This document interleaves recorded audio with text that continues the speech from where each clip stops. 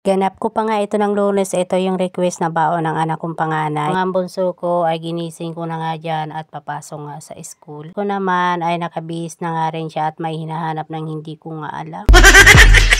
Nakaalis na nga rin si panganay, tapos itong bunso ko ay pinaliguan ko na, tapos binihisa na nga dito mga mare. Wala kasi si asawa, kaya ako muna nga yung nakahandle dito sa paghatid sa kanya. Maaga nga ito mga mare, kaya medyo madilim pa nga dito sa aming sala. At habang binibisan nga, yung mata naman ay nandun sa TV. Charis!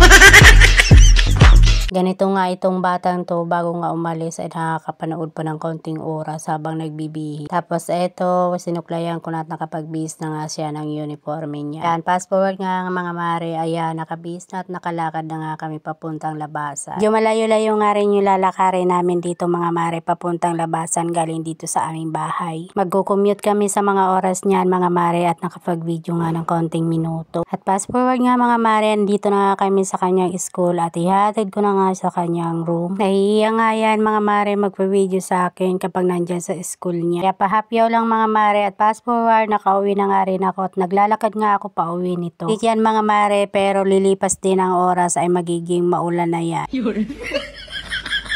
Pagdating ko nga dito sa bahay, nagbihis lang, tapos eto, diretso na nga ako dito sa aming lababo para makapaghugas ng mga pinagkainan kanina. So bali, iniwan ko nga lang ito dito sa lababo kasi hindi na pwede makapaghugas kasi malilate nga yung binata ko. Kanya kasi nalilate, lalo na kapag flag ceremony. Gusto niya kasi yung nakakapunta siya doon sa flag ceremony nila. So ayan mga mare, ang dami ko na naman nga naikwento sa inyo. Ayan, nakatapos na nga ako sa paghugas. Eto naman sinunod ko yung pinagsasaingan naming kaldero at saka yung nilulutuan kong kawali. Hinugasan ko ng lahat yan para mamaya ay wala na nga akong gagawin, magsasaing na lang at magluluto ng ulam ng aking bunso. Hatidan ko kasi siya ng pananghalian niya, kaya yan, for the go na nga inyong mamibi sa mga gawaing bahay. Mamadali na rin ako habang medyo mainit-init pa yung panahon. Ayan, nilabas ko na nga itong mga sinapay nung nakaraan pa nga ito. Maigi pa rin kasi kapag nabibilad nga sa araw itong mga nilabhan. Yung iba nga dahil maninipis naman, katulad nitong hand towel or face towel, ayan, kinuha ko na nga at nilagay ko nga dito sa laundry basket para nga maiuwi sa bahay. Yun na rin kasi yung iba, kaya tinatanggal ko dyan at hindi ko na nga hinahalo dito sa medyo basa-basa pa. Hindi nga ako makapasok dito sa loob dahil nahaharangan nga nitong mga panggatong na kahoy. Medyo nahihirapan nga ako dyan kapag nagsasampay mga mare. At fast forward, nakuha ko na nga lahat at umuwi na nga sa bahay. Pagka uwi ko nga dito mga mare, may dumatingan sa aking parcel at akala ko nga ay na-scam tayo mga mare.